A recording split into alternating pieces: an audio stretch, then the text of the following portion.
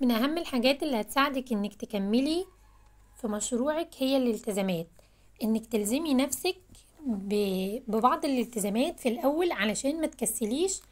طول ما انت عارفة إن عليك التزامات مش هتكسلي وهتكملي علشان خاطر إن انت توفي في الالتزامات اللي عليكي.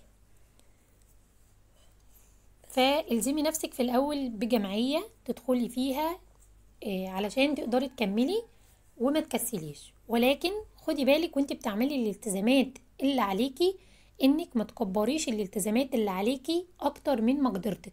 يعني ما ينفعش يكون دخلك مثلا في الشهر 1000 جنيه وتعملي على نفسك التزامات 2000 جنيه او 3000 جنيه. لا، هنا الالتزامات هتكون عائق ليكي ومن الحاجات اللي هتخليكي تقعي ويبقى عليكي ديون وهيجيلك احباط ان انت تكملي.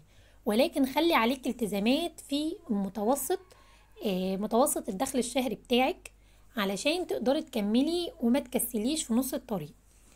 يعني انا بالنسبة لي في الاول الالتزامات بالنسبة لي في شهور في البداية بتاعتي كنت مثلا بدل ما انا بكون محتاجة بنوتة واحدة معايا، كان اوقات بيكون معايا بنتين وتلاتة.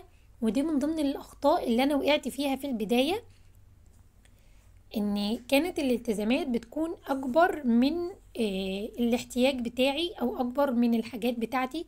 فانا هنا بقولك علشان ما تقعيش في الاخطاء اللي انا وقعت فيها، المفروض ان انتي تخلي عليك التزامات تلزمك ان انت تكملي، ولكن ما تكبريش الالتزامات على نفسك بحيث ان انت ما تكونيش طول الشهر بتلفي ازاي توفي الالتزامات اللي عليكي بس وما انتش عارفة تفكري او تركزي في اي حاجة انت ممكن تطوري نفسك ازاي او تطوري مكانك ازاي.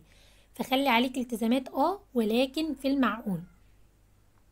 وبالنسبة لانك ممكن تدخلي مثلا في الاول كده جمعية، ممكن تعملي اي حاجة تساعدك ان انت يكون عليك التزام شهري. ولو انت في مكان غير بيتك هيكون طبعا عليكي ايجار. استعيني بالله وابدأي وانت قدها وتقدري.